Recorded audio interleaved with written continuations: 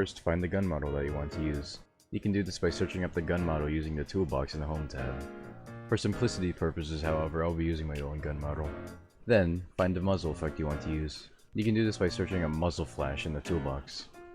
I'll also be using my own muzzle flash for simplicity purposes. Now, you want to make your handle. You can do this by adding a new part and naming a handle. Once this is done, center the part with the muzzle flash and resize it accordingly. Finally, set the transparency to 1. Then, group the parts together and name the group. Once this is done, rig the two parts together by first selecting the handle and then the part. Now, start aligning the muzzle effect to the gun's muzzle. A way to help align this is by copying the gun's center location and pasting it into the effects location. Also, make sure the particle is going the right direction.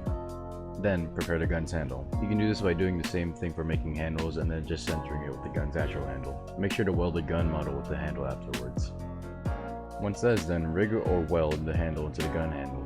Before doing this, you should group the two models together. To rig it, select the gun handle first and then the effect handle and have Animator ticked on. You should do this if the effect handle is the only handle being connected to the gun handle. To weld it, do the exact same thing except have Animator ticked off. You should do this if the effect handle is not the only handle being connected. Next, rig the gun onto the character you're choosing. To do this, align the gun to the character's limb and then rig the limb with the gun handle.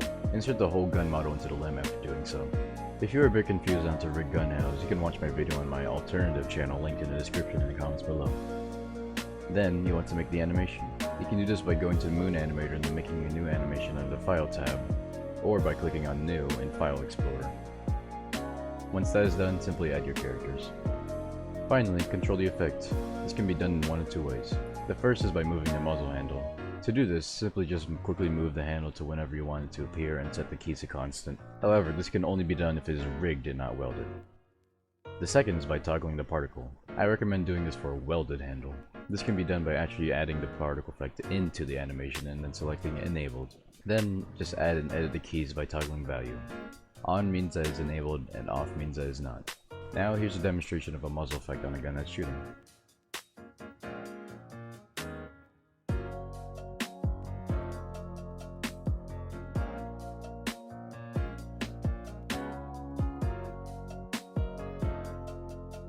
I hope you enjoyed the video, and please like the video if you like the video, and subscribe if you want to see more content like this.